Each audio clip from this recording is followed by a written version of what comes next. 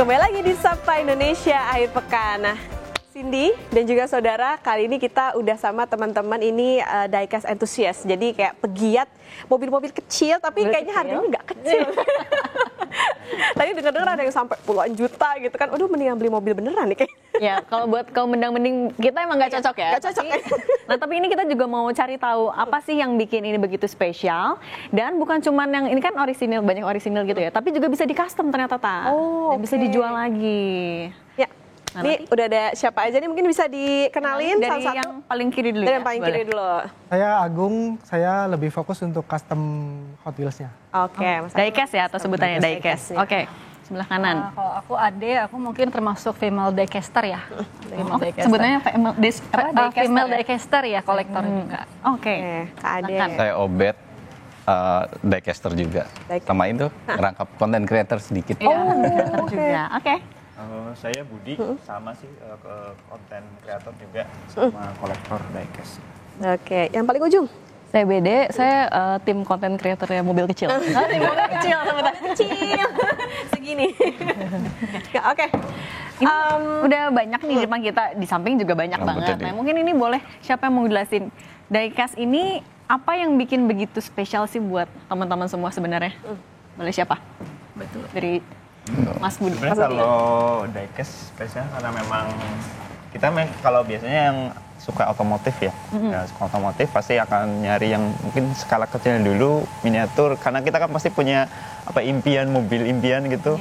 Nah biasanya kita nyari miniaturnya dulu gitu, biasanya gitu sih, lebih ke sana sih, lebih ke yang suka otomotif biasanya sih basicnya. Untuk suka untuk koleksi diecast gitu, biasanya sih gitu.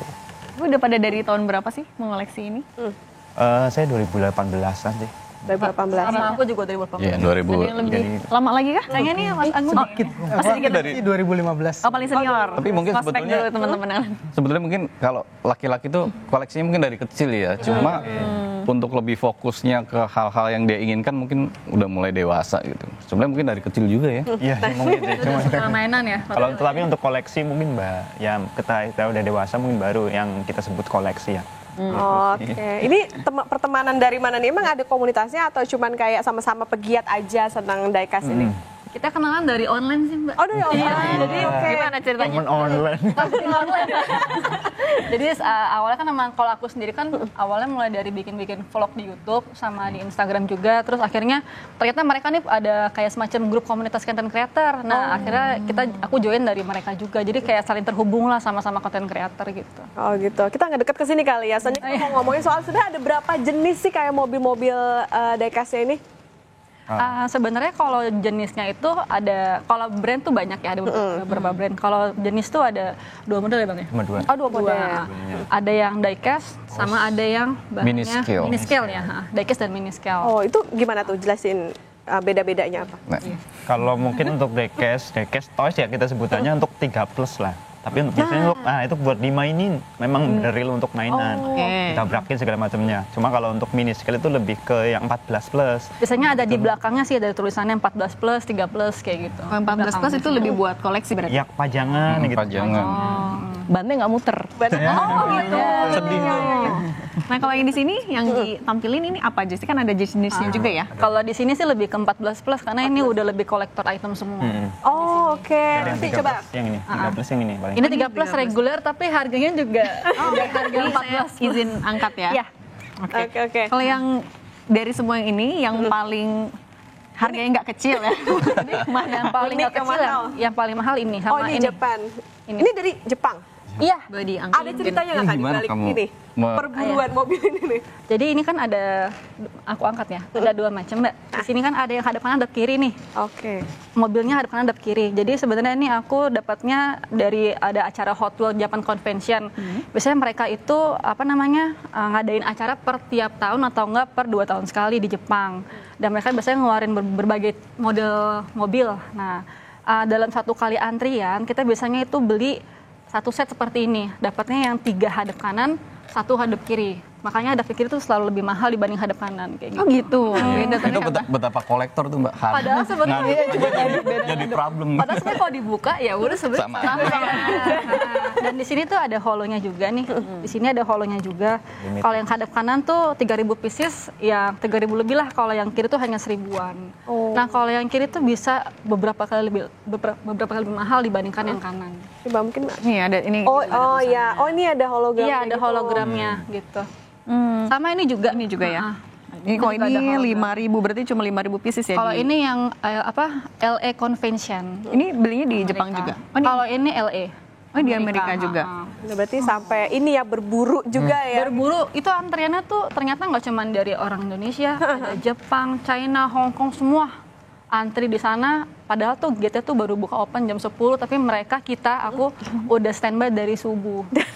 Tapi kalau Kak Ade sendiri awal mula sampai bisa tertarik sama diecast itu apa? Dari 2018 biasanya ponakan ya suka main mobil-mobilan kan. Dari ponakan sebenarnya suka beli-beliin gitu kan, terus kayaknya bagus ya udah gitu aku cari komunitasnya. Aku kan sebenarnya kalau hobi tuh lebih senang cari komunitasnya kan. Aku cari di Instagram, Facebook, oh ternyata ada, dari situ sih mulainya. Oke, di antara semua mobil yang paling sulit dicarinya yang mana? Ini Yang ini? R34. Ini Beneran ini bukan? Ini sekarang yang paling mahal ya. Berapa? Ini aku dulu Sampai ragu nih. Berapa Kak? Aku dulu beli di 1,3 lah ya. Sekarang ada yang nawar di atas 10 juta, aku nggak lepas tapi. Oh, tapi biasanya memang harganya bisa sampai berapa sih paling mahal itu? Tergantung demand ya. Bisa sampai harga 40-an, 50 juta.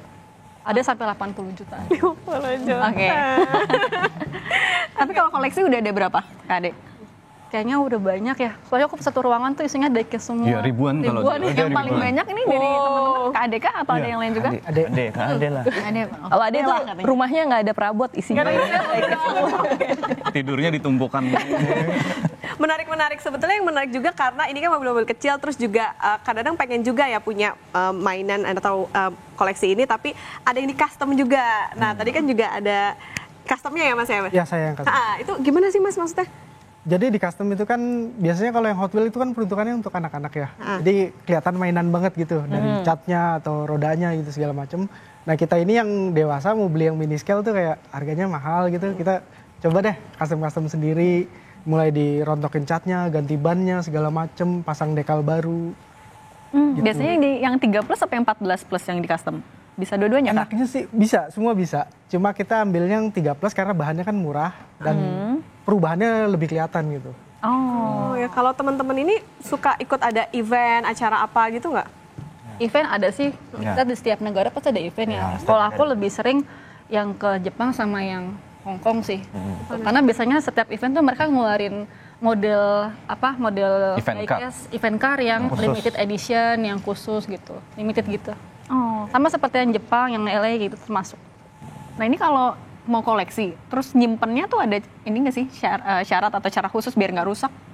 Paling ada yang rak seperti itu, ada rak. Oh, ini yang sampai KBD. Iya, disimpan rak. Punya rak itu. Sama mungkin kalau yang mas ini ya, ini namanya protektornya. Pakai protektor. Ada yang mungkin aja sih, ada yang mungkin dilepas dari boxnya seperti itu. Ada yang pengen sama akriliknya jadi digabungkan di bawah tuh contohnya. Tapi ada nggak sih misalnya kayak harus ada suhu tertentu, nggak boleh terlalu panas ruangannya atau gimana? Ya mungkin kalau itu kelembabannya sih yang lebih kelembaban. Biasanya kalau jangan terlalu lembab sih. Kalau lembab biasanya kadang ngundang rayap atau apa biasanya merintis gitu nggak sih Tete ya? Terus ada merintis juga gitu juga. Nah, di antara teman-teman entusias ini juga ada yang content creator. Kak Bede ya? Content creatornya.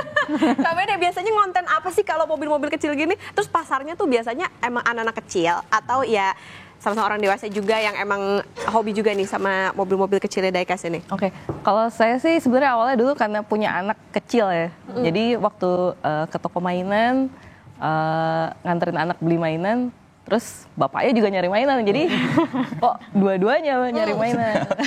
Lumayan bangkrut. Ya, terus waktu itu saya mulai ngomong sama mobil kecil, kayak bisa dijadikan sesuatu gitu, nggak cuma belanja aja gitu, nggak cuma beli aja, nggak cuma koleksi aja. Jadi kita, kalau dari saya sih lebih ke ide-idenya aja, tapi yang eksekusi biasanya dari Om Obet. Oh gitu, jadi ini kerjasama ya gitu. Demi rumah tangga. Demi rumah tangga, oke. Neraca. Dan abis ini Mas Agung juga akan nunjukin ke kita ya cara custom. Terus apa aja yang biasa di custom, tapi jangan kemana-mana, tetap di Sapa Indonesia Akhir Pekan.